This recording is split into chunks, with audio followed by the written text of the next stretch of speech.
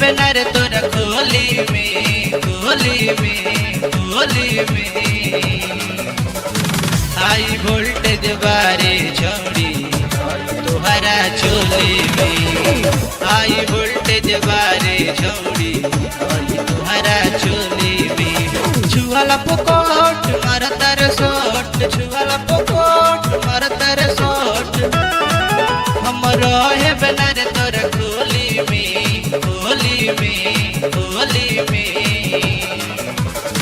हाई voltage बारे छौड़ी तुहरा चोली में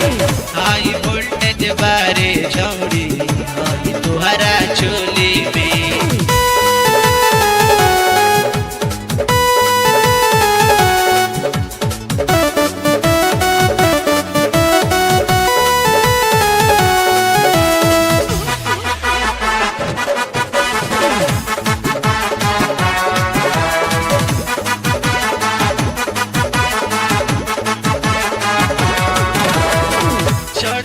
जवानिया में मरे लो तुसे हो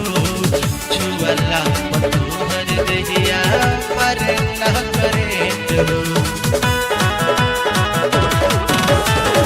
चढ़ली जवानिया में मरे लो तुसे हो छुअला तुहर दहिया मरे न करे तो बोला तारो बोली चला वैबू कहीं गोली तू तो बोला तारो बोली चला वैबू कहीं गोली चल जाए वो तो ससुर के डोली में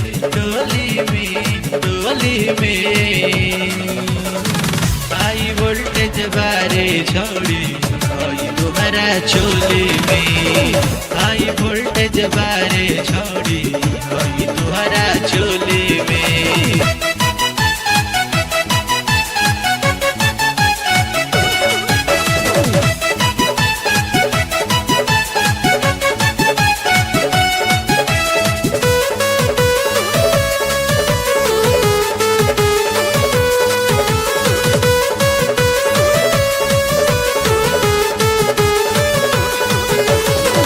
बचपन से लागल रहे तोहरा से प्रीत हो तुही तो बनल रहलो हमारा जिंदगी के हित हो बचपन से लागल रहे तोहरा से प्रीत हो